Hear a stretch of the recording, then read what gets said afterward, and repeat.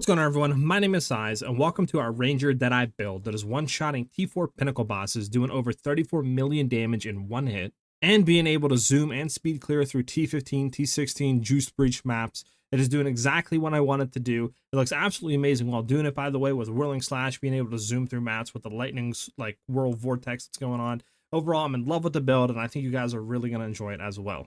Before we get into the build guide, if you guys do enjoy this type of content or you like what I'm doing here on the channel, if you consider hitting a like on the video and a subscribe to the channel, it helps me out immensely, and it also helps the YouTube algorithm, and in turn that it currently is the best way to support me. I also should be live right now streaming on YouTube and Twitch. The link for that will be in the description as well as the comment section of the video. All right, let's get right into it.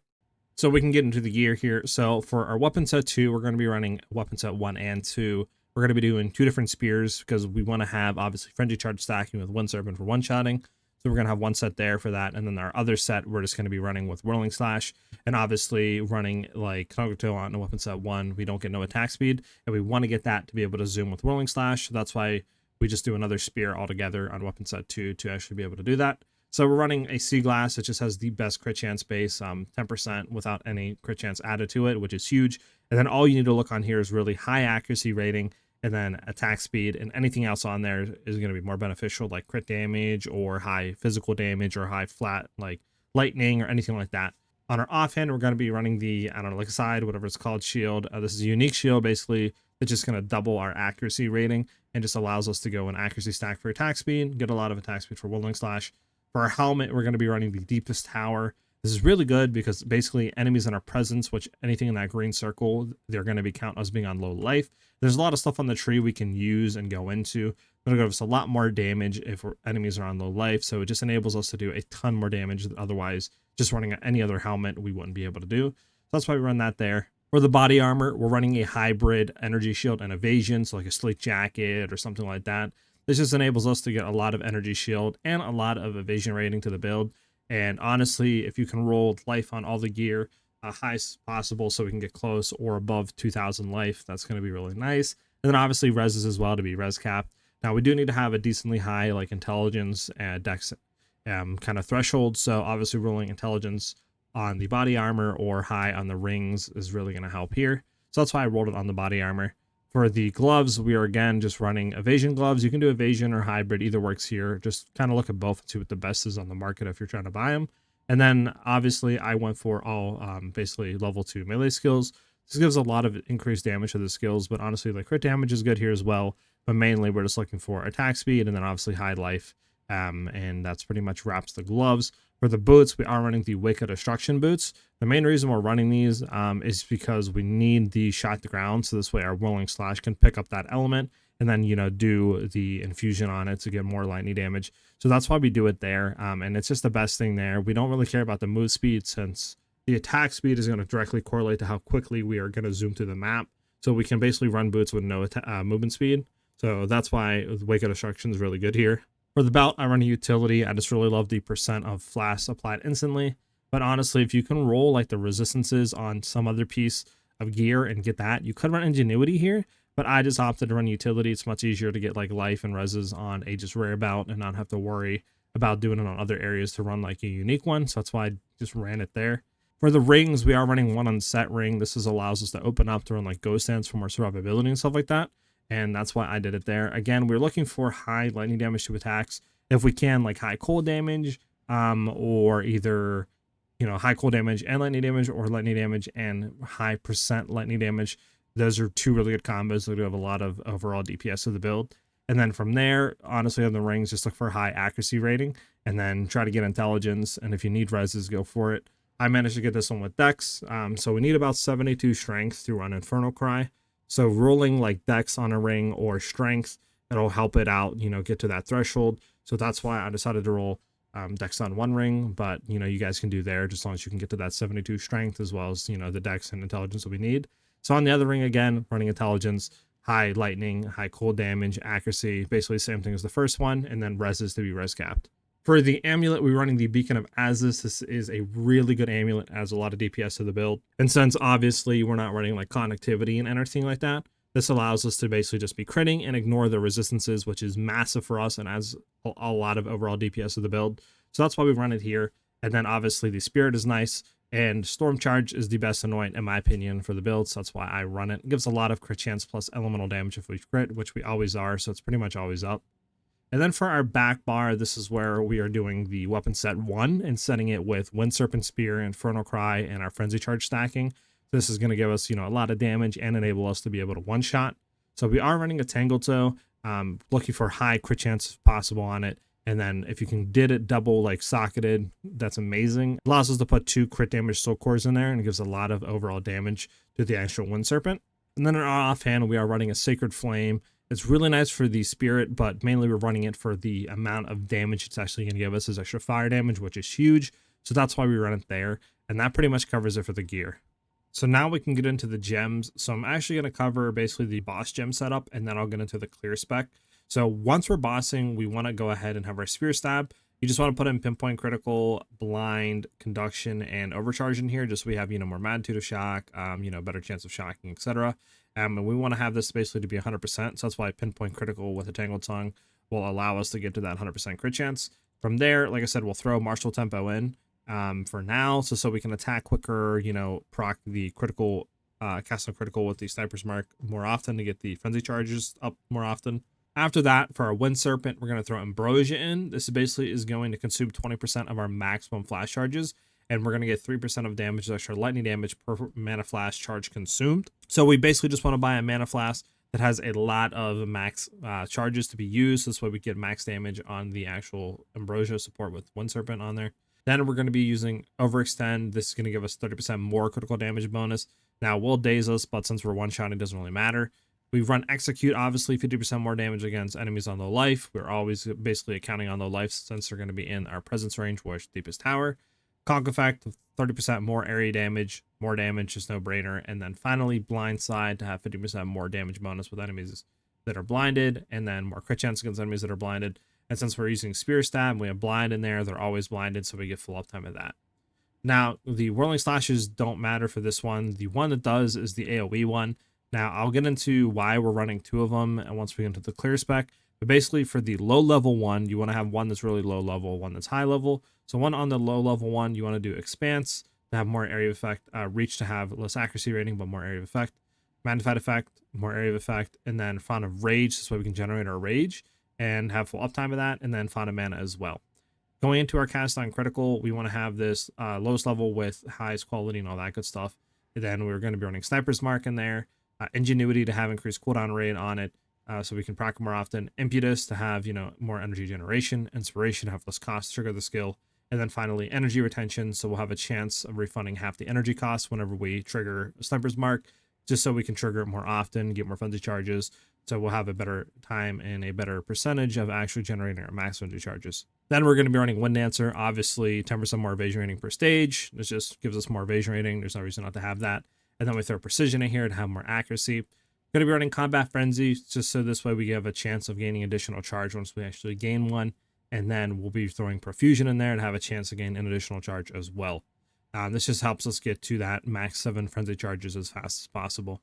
Then we're running Herald of Thunder, again, highest levels you can with quality. I actually need to level this up, by the way. We're running Lightning Infusion on here to have more lightning damage on the skill. Lightning Pence, this way it'll penetrate the resistances, because we're not always 100% critting with this. So I just found out that, penetration is probably going to be good on there regardless. And then Long Shot, because the bolts are going to be going away from us, over that several meter range or more. So this allows it to have a lot more damage. And then Enervates, this way it'll get a lot more lightning damage whenever it kills the shocked enemy. We are running Mana Remnants. Now you guys may be saying, what? Mana Remnants? Wait, why? The reason for it is while clearing on Whirling Slash, we're attacking so quick that our Mana Flask cannot keep up with the actual charge and stuff like that and mana consumption. So either one, you could try to get like a, mana per enemy killed on a jewel, try to get a lot of it on your ring. But I just found throwing Mana Remnants in allows us to basically fully solve all of our mana issues while mapping. So that's why I throw it in there. Supporting with Dissipates, this way we'll have basically an increased effect of our Remnant spawn, so it means more mana, and then Magnetism, so we can collect it from further away. Now we get into our Infernal Cry. So basically this is going to empower our Wind Serpent Spear, and this is going to give it a lot more damage, allowing us to do a lot more DPS with it. So from there, we're going to be running Premeditation. This is going to allow us to have 15% more damage on skills that are empowered. So again, just more damage on top of what it already does, which is huge. We're going Rage Forge, so this way it'll consume rage if possible to deal 35% more damage. So again, our Wind Serpent Spear is going to be doing tons of more damage because of that. And since we're permanent rage stacks, we just fully get this uptime, which is huge.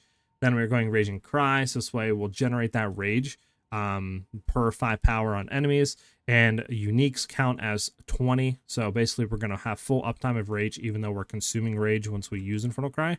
Then again, we're going Tireless, so this way attacks empowered have a chance to actually not lower the empowerment count, which is huge. And then Second Wind, so this way we can use the skill more than one time, so this way we get another use to make more damage on our Wind Serpent Spear. Then once we're mapping, we have Ghost Dance. We'll turn off Combat Frenzy, and then we'll turn on Ghost Dance just so we can have it up. This way, we'll have a percent of our evasion to be consumed on hit to give us energy shield back. This allows us to basically almost have full energy shield once we get hit. And then obviously fast forward to have less duration. Now, once we're clearing, we do a little gem swapping. So we're going to take Martial Tempo off our Spear Stab, throw it into our high level Whirling Slash. We're going to take Concentrated Effect off our Wind Serpent Spear. And then we're going to take Execute off our Wind Serpent Spear. And like I said, all we do is turn off Combat Frenzy and turn on Ghost Dance, and we're good to map. Now, why do we run 2 Whirling Slashes? It's really simple. So we can run a low-level Whirling Slash, like I said earlier, with a bunch of AoE, Font of Rage, Font of Mana, and then we can go ahead and use it. Now, the way Whirling Slash works is every time we use the skill again, it'll pull us forward and create an exact copy, basically, of that skill again. So we can kind of snapshot with it with a low-level one and a bunch of AoE, and then use a high-level one with stuff like Martial Tempo for more attack speed, Primal Ardent for more weapon elemental damage, more damage against enemies on low life, more area of effect damage, and, more elemental damage, elemental focus, right? And we can get all this, but still keep that giant AoE off the first one on our low level one, and basically just zoom through the map, right? But we get all the damage without losing any of the AoE. So it's really good there, and we're able to snapshot, and that's why we run a low level and then run a high level and run different supports in both of them. So for our Ascendancy, what we're going to be doing is we're going to be going into Gathering Winds to gain Tailwind on use, and then basically just Windward to have less damage taken per Tailwind. And Tailwind's nice because we'll get like more, action speed, more skill speed, all that good stuff, more evasion rating. Then we're going to go on Avidity up here. This basically is going to give us a chance that once we gain Frenzy Charges, we'll gain up to our maximum, and that's how we basically get to maximum 7 charges really quickly when bossing to one shot with Wind Serpent Spear. And then finally, we go Thrilling Chase. Now, this is really good because Wind Serpent Spear consumes Frenzy Charges to actually create the projectiles. So, for example, if we have 5 Frenzy Charges and we use the skill, it's going to create 5 projectiles. And this basically is going to make it to where it's going to be double since it actually consumes Frenzy Charges. So instead of 5 attacks, it'll be 10. So basically, we double the damage there. So it's why we go into Thrilling Chase. It's really good and adds a lot of DPS over to the build on the bossing section. From there, we're going to come down on this path, head up in a Blur for the move speed and evasion and all that in the decks. We're going to come down to this branch, and we're going to go Weapon Set 2, and we're going to get a bunch of this accuracy and go into Locked On for the crit chance and increased accuracy rating. Since we're stacking accuracy to get attack speed, we want to basically set Weapon Set 2 with a lot of accuracy. From there, we're going to be going into this full cluster, so this way we can get all the increased damage against enemies on low life and all that good stuff going down for like finishing blows, stars aligned, all that good stuff. From there, we're going to be going back up, and with Weapon Set 1, we'll go into Savagery, and we'll get that, increase of maximum frenzy charges. Coming down, we're going to be going down to Weapon Set 2 again, going into Precision Salvo, again, attack speed, accuracy rating, all that good stuff helps for clearing. We're going to be taking the full cluster down here, the crit damage, crit chance, all that good stuff it gives is too good to pass up on. We'll be going down, going in with Weapon Set 1 again, and taking Frazzled for the increased, basically Magnitude of Shock. It's huge and adds a lot of damage for the overall build, so that's why we take it there. Again, we're going to be coming down and taking Acceleration, the move speed, the increased skill speed. Again, with Weapon Set 2, we'll be taking Falcon Dive. This is where we're going to get the attack speed per 250 accuracy rating. And since we're stacking it, and our shield, once clearing, is going to give us double accuracy rating, we get a lot of attack speed and allows us to zoom. From there, on basically the main points, we're going to be taking all of basically the Spear Cluster. This is going to give us a lot of crit damage, a lot of attack, a lot of increased damage, accuracy, attack speed, all that good stuff. So that's why we take it as a lot of overall DPS of the build. Then we're going to be coming down and taking this Jewel Socket. And since we're down here on Weapon Set 2 points, we're actually going to be coming in and taking all the increased attack speed and accuracy and all that good stuff into Versatile Arms. So we can get a lot more zoom capabilities in clearing with Whirling Slash. From there, we're going to be coming up and taking Coming Calamity. The increased lightning damage since we're affected by Herald's nice. And the increased damage as well is pretty nice there for 3 points. Coming back up, going into this jewel socket, and then we're going to be going into heart stopping for the increased crit chance and intelligence, heart breaking for the strength and crit damage, and then finally struck through for 1% more crit chance to the base, which is huge. From there on, we're going to basically be going up through here, coming all the way up, and we're going to be taking, again, weapon set 2 points into finesse for the increased accuracy rating. Going here, taking this jewel socket. I do take 1 point out here for the strength, so we can hit that 72 strength requirement. And then finally we come up, and basically with weapon set 1 points, we're going to be taking True Strike for the crit chance and dex, for the jugular for the crit damage and intelligence. And then we'll be coming here and putting a point in, and then putting 2 main points in into Deadly Force here for the increased damage if we got a crit, which really helps with mapping and helps with the actual boss capabilities of one-shotting. Now from there, I can get into the jewels. So we are going to be running a controlled metamorphosis. We want to look for a massive ring and lowest all to the negative elemental resistances and cast resistances it gives, but we need a massive ring here. From there, we'll be putting a point in a Wildstorm for more maximum lightning damage, a point in a Staggering Palm for the increased crit damage it gives, and the physical damage is nice, and a point into Moment of Truth for the increased crit damage if we've not doubted on crit recently, which is nice, but mainly for the crit chance. We also are going to be putting 2 points into these evasion energy shield nodes, and I would like to also put another point here just so we can get more defensive layers into the build and stuff like that.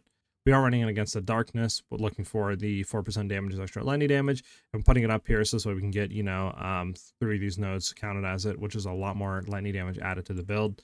We are running a From Nothing diamond. This is going to allow us to basically allocate Unwavering Stance, and then come here and get these 3 nodes, which is like 180% increased damage against enemies on low life. It's huge, and there's no reason not to go into it.